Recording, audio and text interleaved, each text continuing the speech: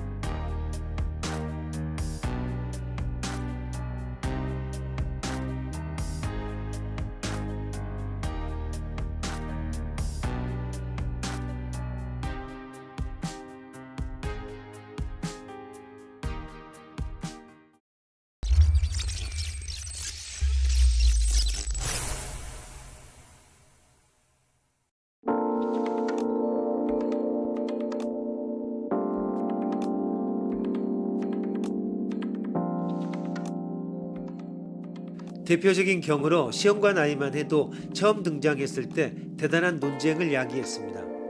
그러나 지금은 이에 대한 그런 논쟁은 사라졌습니다. 복제 인간은 분명 현재도 많은 수요가 있습니다.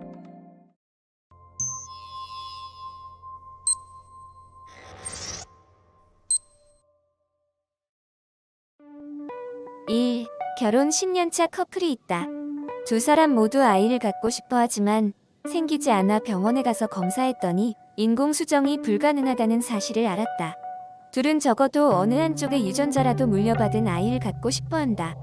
나는 너를 빼닮은 여자 아이를 갖고 싶어.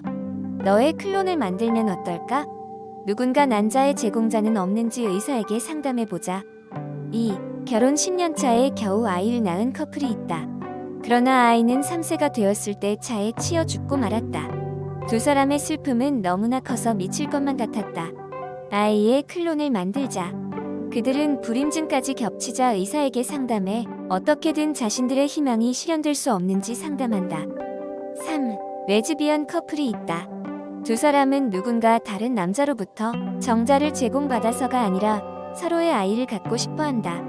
내 난자에서 핵을 없애고 거기에 내 체세포 핵을 넣어 우리 아이를 만들자. 지금의 기술로는 가능하대. 이렇게 해서 두 사람은 병원에 상담하러 간다. 4. 독신주의자인 그녀는 40세가 되었을 때 문득 노후의 일이 걱정되었다. 나도 나이가 들었을 때 가끔은 의논 상대가 될 아이를 갖고 싶어. 생활을 돌봐주기를 바라지 않지만 마음의 버팀목으로서 아이를 갖고 싶어. 지금까지 필사적으로 일해왔기 때문에 어느 정도의 저축도 있다. 이렇게 생각하고서 의사에게 어떻게 하면 좋을지 상담한다. 5. 사귀는 남성은 있지만 결혼 따위는 할 생각이 없는 여성이 있다. 그녀는 향후 다른 남성과 사귀게 될지도 모르고 지금 남성과는 헤어지는 경우도 있을 것이다. 그런데 지금 자신의 아이를 갖고 싶어졌다. 그러나 누군지도 모르는 사람의 정자는 원하지 않는다. 그때 클론 기술은 그녀의 소망을 실현되어 줄 것이다. 누군가 잘못하고 있는가? 나쁜 일을 하고 있는 것일까?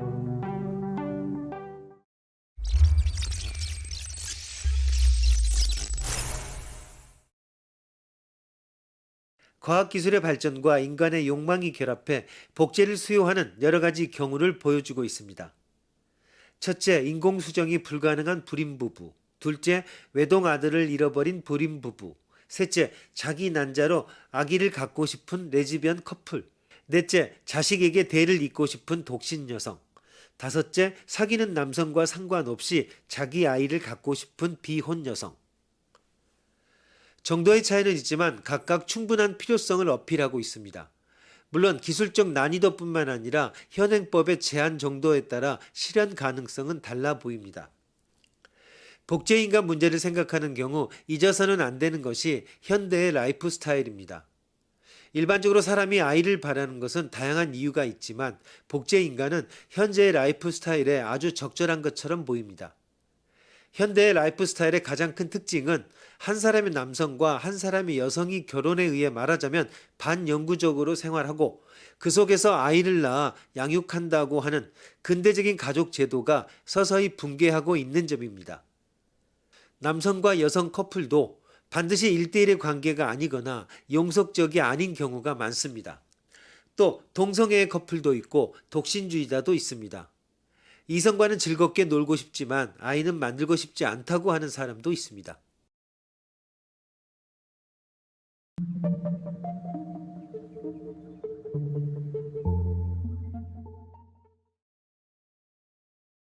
최근의 생명윤리학의 동향을 보면 기술의 비약적인 진전에 대해서 잘 적응하지 못하고 있는 것 같습니다. 생명윤리학자들은 클론인간 반대를 대합창하며 유전자 개량에 부정적 태도를 표명합니다.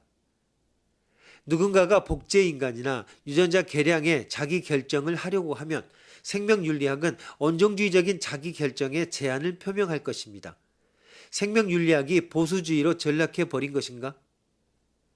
복제인간은 현재 시기상조인가 의문이 많습니다. 확실히 복제인간에 대해서는 현재 갖가지 리스크가 있습니다. 아직 잘 모르는 부분도 많습니다. 복제인간을 실험해 그 결과가 어떻게 될지는 현재 아무도 예측할 수 없습니다. 그러나 그렇다고 해도 복제인간은 절대로 금지한다는 말은 할 수 없습니다. 다른 반대의 논점은 복제인간은 자연을 거스르고 있다는 이유를 예로 듭니다. 즉 출생에는 남성과 여성이 관여하는 것이 자연스럽다고 생각되는 것입니다. 시험관 아이 제1호 뉴스가 전 세계에 퍼졌을 때에는 자연을 거스르고 있다고 느낀 사람이 많았을 것입니다. 그러나 그 후 계속해서 시험관 아이가 탄생해 인공수정의 기술을 어디에서나 사용할 수 있게 되자 이에 대한 위화감은 완전히 없어지게 됐습니다. 어떤 기술이 사회 속에서 유통되어 어디에서나 사용할 수 있게 되었을 때 그것은 자연이라고 보여지게 됩니다. 그러므로 복제인간이 자연을 거스리고 있다고 하는 것은 동의어 반복에 지나지 않습니다. 그런데도 여전히 자연이라고 하는 것을 고집한다면 도킨스의 다음 지적을 들어봅시다. 진화생물학자의 관점에서 보면 보통의 생식보다 클로닝이 자연스럽다고 생각할 수도 있다.